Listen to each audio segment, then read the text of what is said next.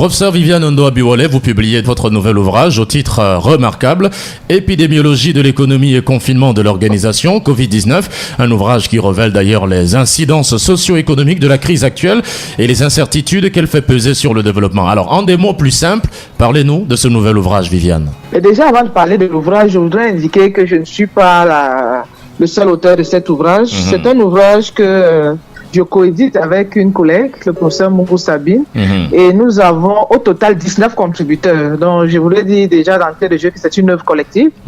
Collective des experts ou alors des spécialistes des sciences humaines qui ne sont pas du tout de la santé. Vous comprenez pourquoi? Parce que la pandémie, pour nous, a également un volet social. Et il était important de révéler les premiers savoirs qui se dégagent du terrain du fait de cette pandémie. Donc, pour d'abord restituer la propriété de l'ouvrage, c'est un ouvrage qui est publié dans le cadre du Refuge, qui est le réseau des femmes des sciences économiques et de gestion, disons globalement, en plus des deux disciplines des sciences humaines. Donc, sciences humaines, sciences économiques et sciences de gestion. Donc, nous nous intéressons aux phénomènes sociaux. Publié par 19 contributeurs, nous avons 4 hommes parmi eux, ne dites pas que ce n'est qu'une œuvre de femmes, et publié aux presses universitaires de Yaoundé. Et l'ambition de cet ouvrage était de dévoiler, si on peut le dire ainsi, les premiers savoirs qui se dégagent de l'impact de cette pandémie sur les ménages, précisément les acteurs économiques, parce que c'est eux qui nous intéressent, c'est-à-dire consommateurs de biens et services, mais également les décideurs.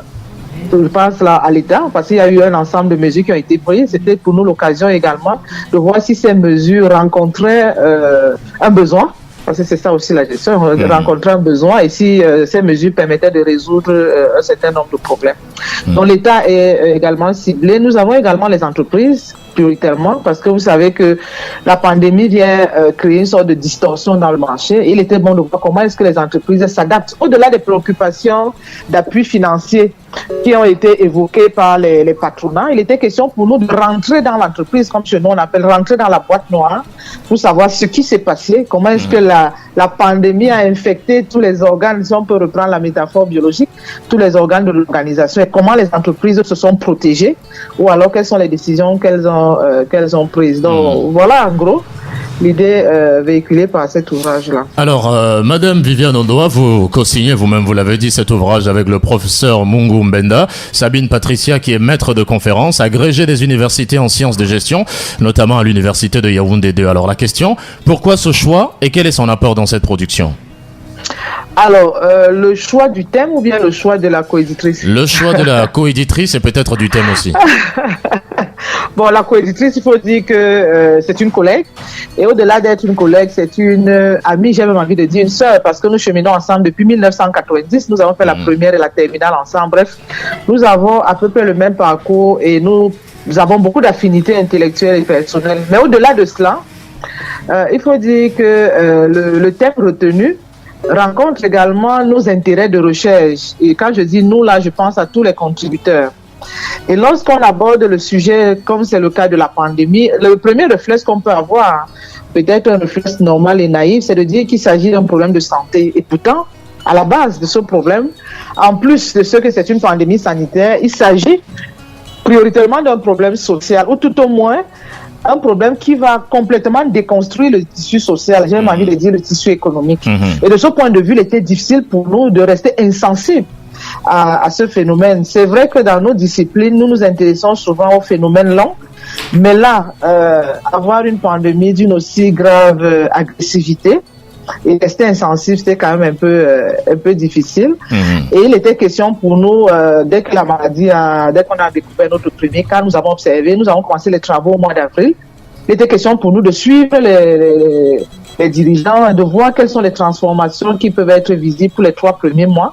Et j'ai seulement envie de vous dire qu'en réalité, il s'agit, comme on le dit dans l'ouvrage, des premiers savoirs qui seront confirmés par la suite parce que nous sommes engagés dans d'autres travaux avec des méthodologies plus robustes, dont les résultats seront dévoilés en décembre ou janvier. Mais il était d'abord question de voir les premières tendances qui se dégagent et éventuellement de formuler des recommandations qui permettent de juguler et de participer à la riposte, si on peut le dire ainsi, parce que laisser la riposte simplement entre les mains des responsables sanitaires, ça nous semblait assez partiel. Alors, cette crise, dites-vous, a modifié le comportement des acteurs de l'économie.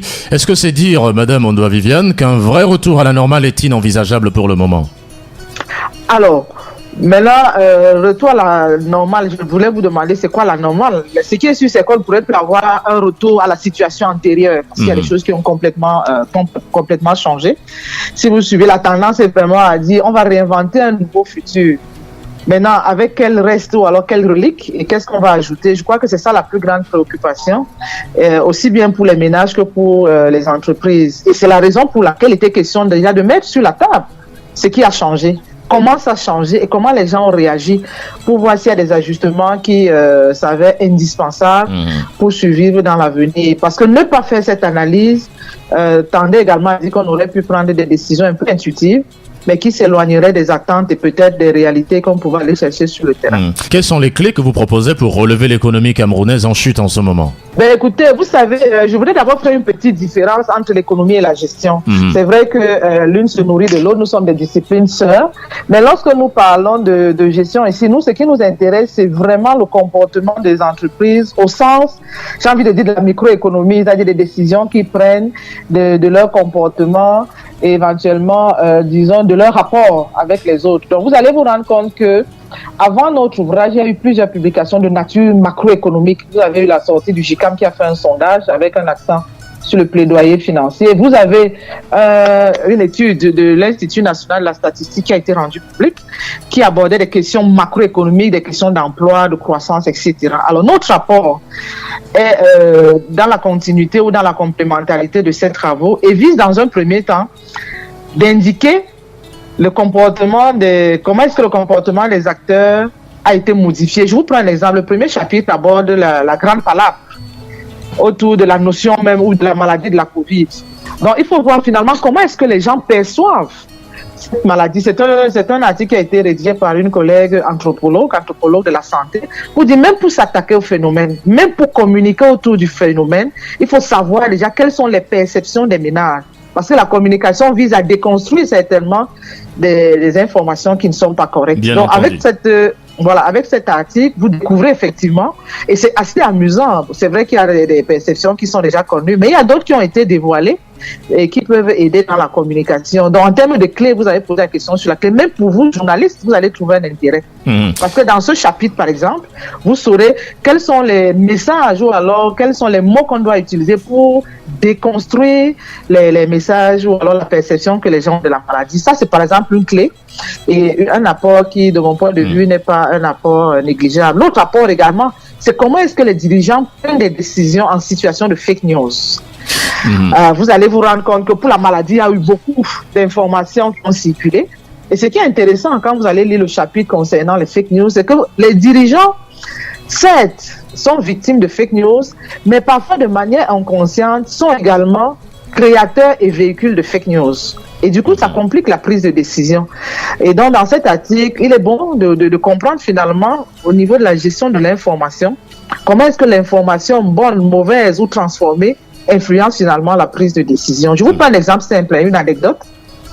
Lorsque il a été annoncé que les frontières allaient être fermées, il y a des dirigeants qui vous disent que comme les frontières vont être fermées, ils ont suivi l'actualité, il y aura même aussi confinement, ils ont acheté plein de stocks, et puis ils se rendent compte que les frontières internes ne sont pas fermées, il y a une incidence au niveau de leur performance. Donc, l'État n'avait jamais dit qu'on va fermer les frontières internes. Ils ont anticipé sur la base de quoi personne ne sait. Entre eux, ça a circulé et sur la base de ce fake news créé, il y a eu une prise de décision qui a eu un impact dans une entreprise, dans un secteur précis. Et ça, ce sont des démarches qui ne sont pas négligeables. Je vous prends un autre exemple comme anecdote. Celle-là, ce n'est pas une anecdote, c'est une réalité. Lorsqu'on a fermé les frontières, au niveau des frontières entre voisins, il était retenu que les transporteurs, parce que vous savez, les marchandises continuaient de circuler, les cargos continuaient de circuler, il était question que les transporteurs observent une quarantaine disons, une 14e de 14 jours, disons, un repos de 14 jours pour voir s'ils vont manifester les signes de la Covid. Alors, ça freinait largement les flux entre pays, ce qui était normal. Mais ce qu'on a observé, c'est que lorsqu'on a eu les premiers tests, on s'attendait par exemple à ce qu'on envoie rapidement dans ces points de stockage, de ces points d'arrêt, des tests rapides pour limiter la durée je peux dire quoi, de cette réserve, de cette prudence. Voilà. Donc, avec une information comme celle-là, on voit que l'État pouvait prendre une décision différente. Et puis, il y a également pourquoi les gens n'utilisent pas, ne respectent pas les mesures barrières. Les gens vous disent, ils vous dévoilent ce qu'ils en pensent. C'est assez amusant, c'est assez intéressant. Alors, en regardant le visage arrière de votre livre ou alors la dernière de couverture, on a l'impression que vous avez consulté toute l'intelligentsia pour cette production. 19 contributeurs de la haute classe, de la haute intelligence pour cet ouvrage. N'est-ce pas énorme, Viviane? Ah non, c'est le moins qu'on pouvait faire. Il faut dire que c'est 19 auteurs. Vous avez des articles certainement en copublication, mais je crois qu'on aurait pu faire plus. C'est un ouvrage de 278 pages, parce que ce qui était déjà beaucoup, on aurait pu faire même 500 pages au besoin. Mais il faut dire que c'est un premier ouvrage. Et parmi les 19, vous avez je peux dire quoi, une tendance que je ne voudrais pas laisser noyer, c'est que ce sont des femmes. Vous avez certainement remarqué qu'il y a beaucoup de femmes, il y a 15 femmes et puis 4 hommes. Vous êtes dans le cadre d'un réseau, c'était également une façon pour nous, au-delà de la science, de bafouer la parité. De marquer notre présence. Et de montrer la superpuissance des femmes sur les hommes, évidemment. Alors, ce que je voudrais également faire remarquer, c'est que on a la contribution également d'une collègue gabonaise, le professeur Bouna, qui est gabonaise, et puis d'une collègue également à Douala, le professeur Biboum. Donc, il y a 4 femmes de rang magistral. Un professeur homme de rang magistral, ça fait 5, et puis le reste, c'est des collègues docteurs chargés de cours. Et nous avons également eu la contribution de 3 professionnels et un doctorant.